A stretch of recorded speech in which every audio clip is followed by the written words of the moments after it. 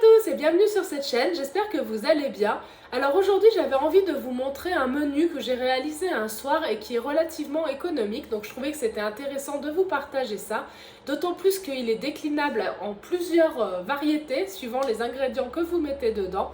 Donc on va partir sur une soupe bouillon aux légumes en entrée avec du tofu à l'intérieur, mais vous pouvez très bien changer si vous n'aimez pas le tofu.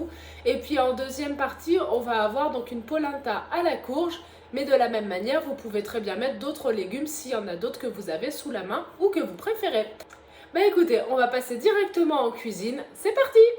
Donc en entrée je vais me faire une soupe miso, donc je vais essayer de passer un petit peu les légumes que j'ai à passer, à savoir le gingembre, de l'ail, courgettes et de la carotte en fin de vie. Je vais faire donc un bouillon à base de miso normal, de poudre de piment, de pâte de piment, des blocs de tofu pour les protéines, des champignons, bon là ils sont déjà coupés mais des champignons. Et dans le bouillon je vais également mettre donc de la sauce soja, du saké et du mirin.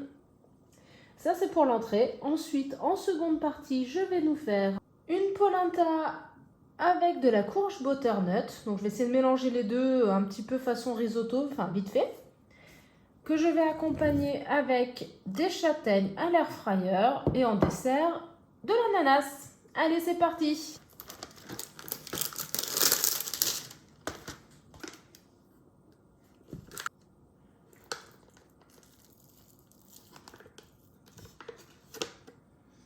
Pour que ça ait bien le goût, ne pas hésiter à en mettre une bonne cuillère à soupe.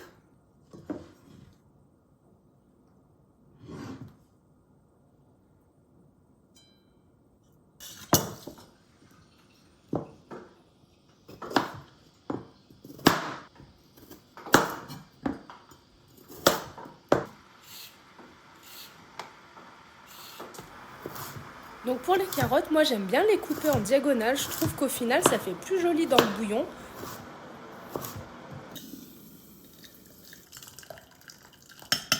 Je vais mettre donc tout ça à bouillir. Mais avant je vais rajouter un petit peu d'huile de sésame. Pas beaucoup parce que c'est vraiment fort. Une cuillère de saké. Une cuillère de mirin. Et une cuillère de sauce soja parce que du coup le miso c'est déjà bien salé. Donc pas la peine d'en mettre trop. Je mets tout ça à bouillir et je prépare mes légumes.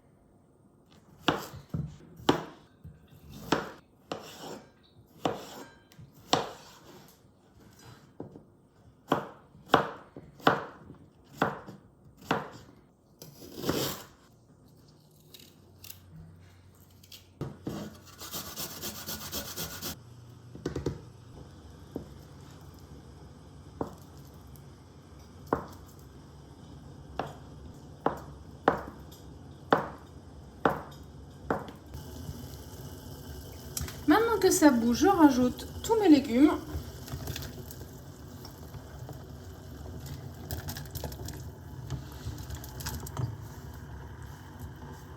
Quelques petits champignons. Et je laisse cuire pendant 10 bonnes minutes. On continue. Je continue en mettant mes châtaignes dans mon appareil. Je vais les mettre 10 minutes à 200 degrés.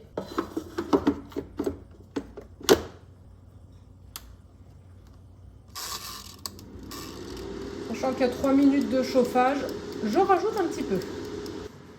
Et on va terminer par la polenta à la courge. Donc je vais détailler des petits morceaux de courge. Comme d'habitude, pour gagner du temps, je vais utiliser mon mixeur. De toute manière, l'intérêt là, c'est que ce soit fondant dans la polenta. Donc ça ira très bien.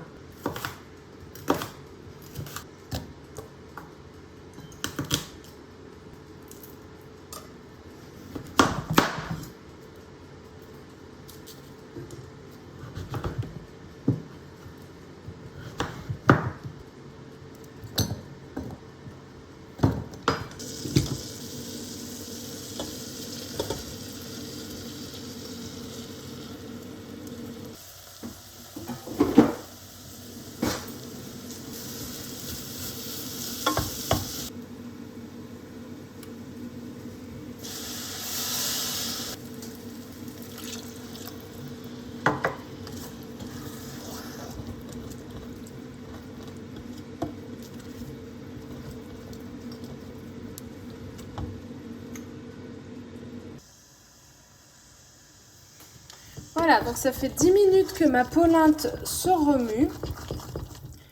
Et ça y est, elle est prise.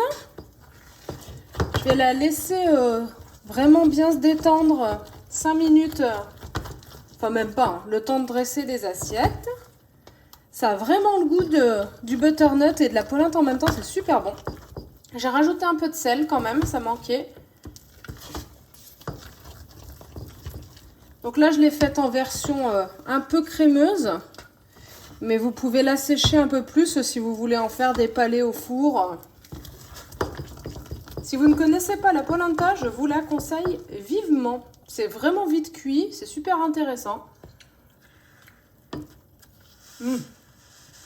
Très bon. Par contre, la laissez pas sans couvercle et sans remuer parce que ça explose.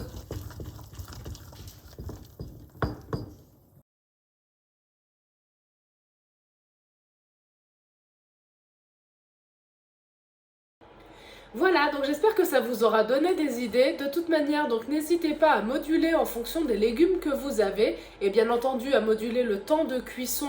C'est vrai que la courge, pour ce qui est de la polenta, l'avantage c'est que ça cuit super vite, mais les légumes de toute manière, quand vous les coupez extrêmement fins, on en revient toujours au même, vous gagnez beaucoup de temps et moi j'aime bien ça. Et pour la soupe, vous pouvez de toute manière agrémenter ça en fonction de ce que vous avez. Pour le bouillon, c'est vrai que c'est intéressant d'avoir une base si vous voulez l'aspect asiatique, donc avec les ingrédients que moi j'ai mis. Mais vous pouvez très bien faire ça aussi avec du bouillon de légumes si vous en avez ou si vous préférez, il n'y a pas de problème. Pour les légumes, pareil, vous changez en fonction de ce que vous avez et de ce que vous préférez. Voilà, donc c'était relativement simple, donc j'espère que ça vous aura plu. Je vous souhaite une bonne fin de journée, prenez soin de vous et à tout bientôt. Bye bye!